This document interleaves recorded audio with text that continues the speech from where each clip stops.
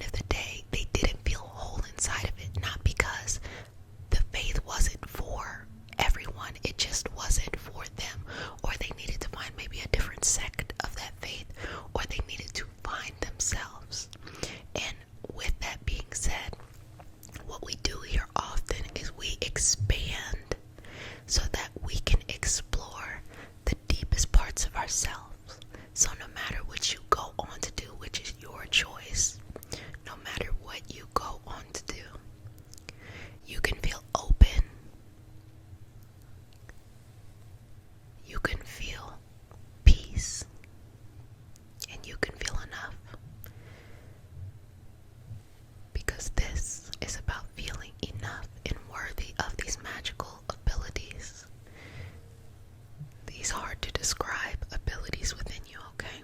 So I'm going to pull away any of this old doubt, any of the old pain of not feeling like you fit in some area of your life. Feeling like, why is it working out for someone else but not me? It's because you have your own journey. Your soul has been awakened and it's elevated and it has its eyes open. It's looking around and it's exciting. But you have the responsibility to have to show up and feed it in a way that other people will just be spoon-fed what's going on. Not everybody is awakened. And that's the reality. You have to be okay with being one that is awakened in your path. And respect that. Know that the universe chose you. Step into that. And when you step into that, you'll be able to have educated conversations about what's going on in life. And at the same time, you will not feel limited by whatever is going on in life. Okay. So, opening this up and removing any doubt. You know you're different. I think that you've known for a long time that you're different, but you have to embrace being yourself, you exactly as you are, in whatever you believe in and whatever journey you're on. There's no right or wrong way to be on the journey. You don't need someone else to be on your journey for it to work. You don't need someone else to think whatever you're thinking for it to work, and vice versa. Okay? It is time for you to step into this light of yourself. It is time for you to be a renewable resource for your own light, healing, and path projection. Path projection. Okay, so let's guide you forth into your path. What do you want? What impact do you want to make? What do you want to surround yourself with? What brings you happiness? What brings you joy? What brings you peace? What needs to heal? What needs to be let go? What is your superpower? What do you want to bring into fruition? All of these things matter. And be patient with yourself. Be patient with yourself.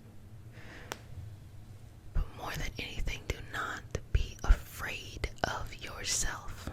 Don't be afraid of the power that you have within you to create the life you want. It is often through these systemic intersectional conversations, inclusivity or inclusive conversations, that we all find our true power. Why? Because we are not limited by the hegemonic, unconscious patterns that live within society. We can see things from the highest experience.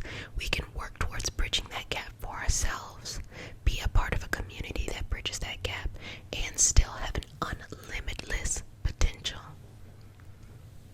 And that is what this community is about. Nothing can stop your shine. Nothing can stop your grind, but more than the grind, nothing can stop your path, your purpose, and what's going to get you there. If you need to take a break, take a break. If you want to sit and reflect, reflect. If you want to enjoy the beauty of a relaxing day, enjoy that beauty. If you want to enjoy yourself for who you are and just be that unique you, be it. You don't need a co-signer. Baby, people will catch up to you. They will eventually catch up, but you gotta see that you are light years ahead.